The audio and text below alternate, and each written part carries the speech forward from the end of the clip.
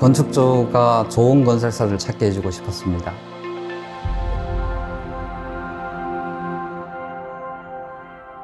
안녕하세요. 하우빌드 19년차 이승기입니다. 공개경쟁 입찰은 건축에 대한 이해도가 서로 완전히 다른 건축주와 건설사를 같은 페이지에 넣는 작업이 공개경쟁 입찰입니다.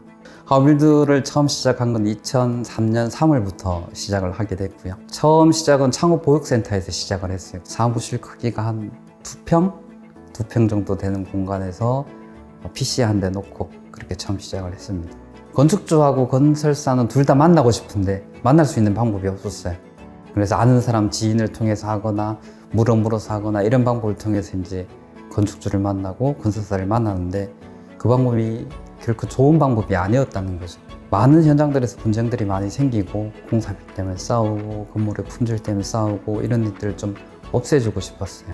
일반적인 민간 건축에서는 어떻게 하는 건축주가 이제 건축 허가를 받았어요. 설계도면이 나오잖아요. 그 설계도면을 이제 여러 건설사한테 줘요. 공사비가 얼마나 합니까? 라고 이제 견적을 받게 되는데 건설사 입장에서는 그 설계도면으로 견적을 내기는 사실 불가능합니다. 설계도면의 상세도나 자세한 것들 스펙들이 결정되어 있지도 않고 자재 같은 경우는 어느 회사 제품을 쓴지도 안 돼 있고 그러니까 그 과정들이 너무 어렵다 보니까 수량을 뽑는 게 시간이 한 2주 정도 걸리거든요. 그러면 이제 견적을 내릴 때 어떻게 금액만 해요. 평당 얼마, 평당 뭐 500, 평당 600, 평당 700 이것만 가지고는 건축주가 좋은 건설을 선정할 수가 없거든요. 건축주는 이제 그때 어떤 생각이 드는가 하면 깎아보자, 공사비를 줄여보자. 그래서 내고를 하기 시작해요. 그래서 내고를 좀 많이 해주는데 그리고 얼굴을 봤을 때 좀 믿을 만한데 이런 데를 이제 선정을 해서 진행을 하게 되거든요. 민간공사에서는 건축주분들이 대부분 건설사를 찾아야 되는데 어느 건설사가 좋은 건설사인지 모르기 때문에 신뢰 기반으로 자꾸 가려고 해요. 그러니까 나한테 잘해줄 수 있을 것 같은 사람한테. 그러다 보니까 지인을 통해서 공사를 하고 싶은 이 어쩔 수 없음이 있는 거예요. 사실 건축은 신뢰로 할 수 있는 게 아니거든요. 문서로 하는 거고 계약으로 하는 건데 저희가 공개경쟁 입찰을 해보면 입찰할 때 저희가 건축주 아는 건설사들이 입찰에 다 참여를 시키거든요. 근데 건축주 아는 건설사들이 가격 경쟁 있게 들어오는 경우 사실 거의 없습니다. 거의 다 끝에 뒤에 높은 금액들이 다 있어요. 건축주가 설계도면 딱 던져주고 공사비 얼마다, 평당 얼마다라고 받는 금액은 신뢰할 수 없는 금액이에요. 공사비가 결정이 안 된 상태다라고 보는 게 더 맞습니다. 공사비가 언제 결정이 되느냐 하면 공사가 끝나야 결정이 돼요. 왜냐하면은 각각의 아이템들로 다 세부적으로 금액을 받아 놓지를 않았기 때문에 변경사항이 생기거나 확정되지 않은 것들을 하나씩 확정해 갈 때마다 공사비가 바뀔 수밖에 없는 구조거든요. 예를 들어서 건축주가 뭐 창을 하나 내가 다른 걸로 바꾸고 싶다라고 했을 때 원래는 수량 산출서 내역서로 견적을 받고 계약을 했으면 창 하나당 가격 얼마라고 이렇게 다 써 있거든요.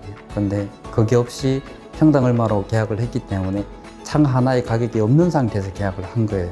건축주가 창 하나를 바꾸자고 하면 이제 그때부터는 건설사 마음이지 이걸 하나당 1,000만 원, 2,000만 원, 3,000만 원 불러도 건축주 입장에서는 이걸 깎자고 얘기도 못 하는 거예요. 그래서 무조건 평당 공사비로 계약을 했을 경우에는 금액하고 연관되어 있는 문제들이 생길 때마다 분쟁이 생길 수밖에 없어요. 처음 공개 경쟁 입찰을 한 현장이 이제 마산 현장이었는데 어려웠어요. 힘들고. 사람이 하는 과정들이 정말 많았었죠. 처음에 시작을 할 때는. 사람이 일일이 이런 것들을 다 하기에는 너무 힘든 작업이다.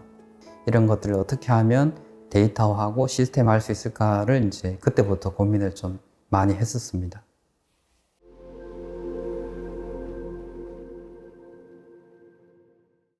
건축이 이렇게 수작업으로 하거나 아니면 이렇게 불확실성이 높은 것을 좀 없애주기 위해서는 데이터화를 할 필요가 있었는데 전체 건축의 과정에서 데이터화를 할 수 있는 게 이제 수량산출서 내역서였어요. 그래서 이 수량산출서 내역서를 가지고 데이터를 만들 수 있는 첫 번째 엔진이라고 생각을 하게 된 거고 이 수량산출 내역서가 어떻게 공사할 때 활용이 되느냐 하면은 공사할 때마다 건설사한테 돈을 줘야 되는데 기성금이라고 하는 것을 건설사가 내가 얼마만큼 공사를 했습니다라고 돈을 청구하거나 돈을 청구한 것을 확인하려고 할 때 무엇으로 확인할 거냐?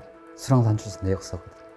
그러니까 수량산출서 내역서가 없으면은 건설사가 공사비를 청구하더라도 이게 맞는지 틀린지를 확인할 수가 없다는 게 첫 번째. 두 번째가 공사를 하다 보면 설계 변경들이 일어날 수밖에 없습니다. 일어나는 것들이 그러면 어디에서 얼마나 바뀌어서 공사비가 얼마나 바뀌는지를 확인하기 위해서는 수량산출수 내역서가 또 반드시 필요하게 되고요. 공사가 다 끝났을 때 공사를 한 부분도 있고 안 한 부분도 있을 거잖아요. 그러면은 한 부분의 금액이 얼마이고 안 한 부분의 금액이 얼마인지를 확인하려면 그때도 수량산출수 내역서가 또 필요하게 돼요. 즉 공사 전체 과정에서 돈과 관련되어 있는 것들은 모두 수량산출수 내역서를 기본으로 한다라고 보시면 되고요. 그래서 하우빌드 첫 번째 엔진을 수량산출수 내역서로 잡았던 이유이고요. 처음에 하우빌드에서 공개경쟁 입찰을 하고 공사비가 공개가 됐을 때 건설사의 반응은 민간 시장에서 건사비가 공개가 된 적이 없었습니다. 그때가 2003년, 4년 정도 했으니까 평당 공사비도 본인들의 노하우라고 생각을 했어요. 그래서 공사비가 공개가 되고 나니 건설사들이 이제 항의 전화들이 좀 많이 왔었죠. 왜 본인들의 노하우까지 공개를 하냐. 사실 그건 노하우라고 할 수 있는 게 아니거든요. 항의 전화도 받고 협박 전화도 받고 한 6개월 동안 그랬던 것 같아요.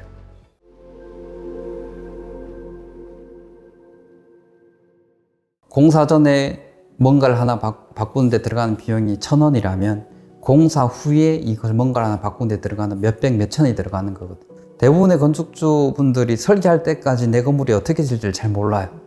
왜냐하면 설계 도면을 본다는 것 자체가 공부를 해야 되기 때문에 대부분 언제 변경을 하느냐 하면은 골조가 어느 정도 된 다음에 눈에 보이고 나서 이제 막 변경을 하려고 해요. 왜냐하면 본인이 상상했던 거하고 실제 지어진 건물하고 다르기 때문에. 그러면은 어떻게 하면 건축주에게 설계 도면을 더 이해를 시켜줄 거냐 보여주면 되잖아.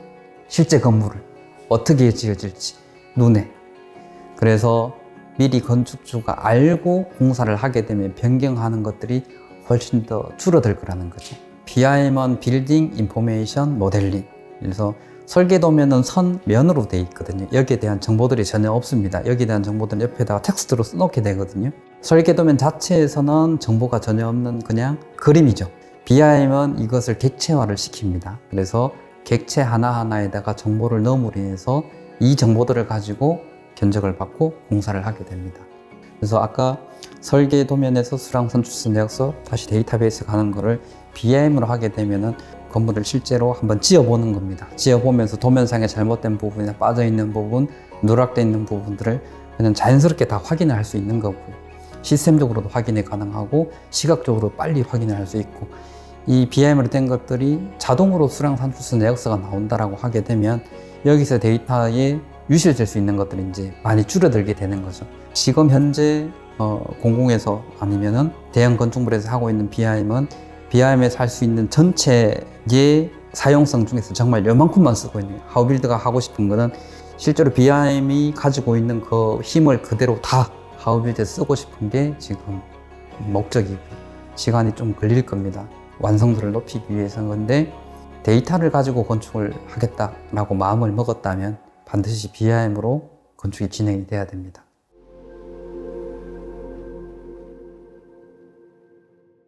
공개경쟁 입찰을 하는 가장 큰 이유가 좋은 건설사를 찾기 위해서이기 때문에 비교를 하기 위해서는 조건들이 다 동일해야 됩니다. 그러니까 조건들을 다 동일하게 해야지 건설사가 낸 견적 금액을 보고 가격 경쟁력이 있는 좋은 건설사를 선택할 수 있습니다.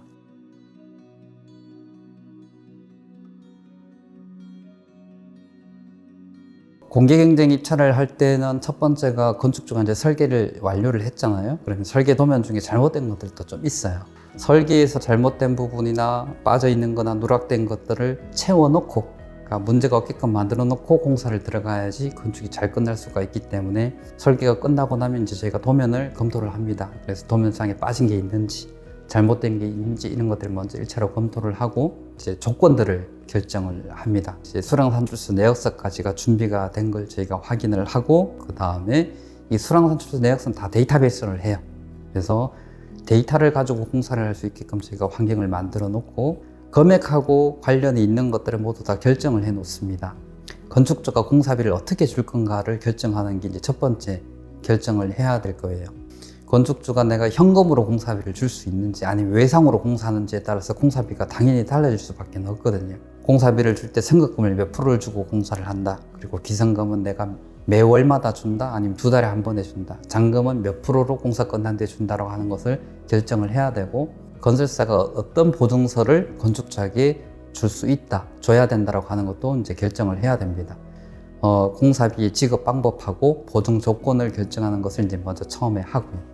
두 번째로 한 거는 전체 공사 중에서 건축주가 직접 공사를 할 것하고 그 다음에 자재를 사서 줄 것들을 이제 결정을 하게 됩니다. 거실 바닥을 뭘로 할 건지, 그다음에 벽지를 어떤 걸로 할 건지 이런 것들은 사실 공사를 하면서 자주 바뀌는 것들이기 때문에 변경 가능성들이 있고 건축주가 직접 할 수 있는 것들은 공사에서 이제 제외를 시켜서 공사를 하게 되고요. 그 다음에 이제 결정을 해야 될 게 자재를 결정을 해야 돼요. 보통 현장당 한 150개에서 200개 정도의 자재들이 제조사 제품들이 결정이 되게 되는데 제가 도면들을 검토를 해보고 요 퀄리티 정도에서는 어떤 자재가 좋은지에 대해서 저희가 이제 건축주께 제안을 드립니다. 창호는 어디 제조사의 어느 제품, 유리는 어디 제조사의 어느 제품. 그러면 건축주가 그 제안을 보고 건축주가 원하는 또 자재가 있으실 수 있으시니까 그러면 그것들을 반영을 하게 되는 거고. 그리고 이제 마지막에 결정을 하는 거는 이제 시공 방법입니다. 공사 방법에 따라서도 공사비가 많이 달라지게 되거든요. 그래서 각각 품명마다 공정마다 시방선을 이제 다 결정을 하게 됩니다. 그 이후에 이제 입찰이 시작이 되는데 줄여서 얘기를 하면 내가 이런 건물을 지을 것이고 내가 돈을 어떻게 주고 보증서를 이렇게 받을 건데 자재는 이 제조사 이 제품을 써서 이렇게 공사를 할 겁니다. 그래서 공사비가 얼마예요? 라고 물어보는 과정이 이제 공개경제 입찰의 첫 번째 과정인 거죠. 그러면 이제 건설사들이 저희가 제공해준 견적 기본조건, 견적서 작성 방법, 설계 도면, 수량 산출서 내역서, 위치별 수량 데이터, 그 다음 직업자재 지정사 목록, 자재 사양서, 시방서, 시공계획서 이런 것들을 보고 이제 견적을 내게 되는 거죠. 이제 건설사들이 저희가 제시한 조건에 따라서 이제 견적을 내게 되면 저희가 건축주에게 제공해 주는 거는 업체 분석 보고서와 견적 분석 보고서 두 가지를 드리게 되는데 업체 분석 보고서는 이 업체가 시공 능력이 얼마인지 그리고 진용 등급 그리고 보유하고 있는 기술자 이전에 공사한 경력이 있는 건설사들은 이전 건축주에게 어떤 평가를 받았는가 품질은 얼마 정도 나왔는지 이런 자료도 제공을 해드리고 있고요. 그리고 재무제표, 손익계산서 이런 것도 같이 제공을 해드려서 이 건설사가 이 공사를 충분히 할 수 있는지에 대한 분석 보고서를 제가 제공해드리고 견적 분석 보고서는 이 건설사가 이 금액으로 공사를 할 수 있는지에 대해서 제가 분석 보고서를 드리는데 그때 이제 각각 공정별로 이 금액이 적정한지 얼마나 위험한지 이런 것까지도 저희가 건축주께 제공을 해드립니다.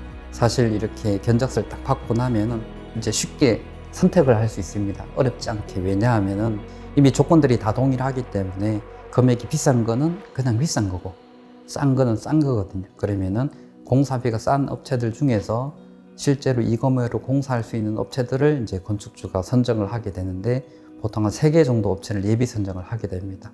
예비 선정을 하고 나면 이제 건축주가 건설사 이제 미팅을 하게 되고요. 미팅하고 나서 최종적으로 이 업체가 공사를 하고 싶다라고 하게 되면 이제 그때부터 이제 계약 준비 작업에 들어가게 되죠.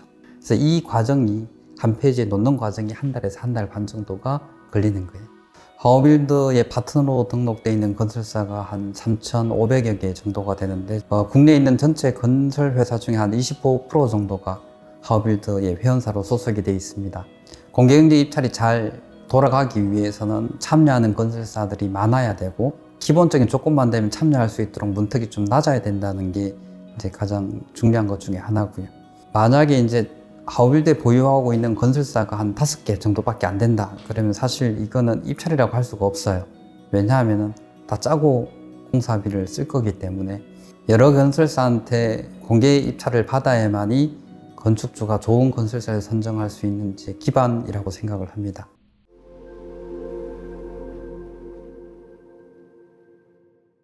하우빌드가 한 20년 전쯤에 처음 공개 입찰했을 때 건설사들이 공사비 공개가 되는 걸 가지고 막 이제 항의 전화를 한 일이 있었지만 지금은 이제 그런 것이 없거든요. 지금은 공사비가 공개가 되는 게 이제 당연한 거고 그런 면에서 시장이 조금 더 투명해지는 거고 조금 더 좋은 방향으로 발전될 수 있다는 것을 이제 이 산업에서 받아들이게 된 거고요. 워낙 방대한 산업군이고 그리고 IT화가 늦게 되다 보니까 뭔가 데이터로 한다고 하는 것들은 사실 많이 어렵죠.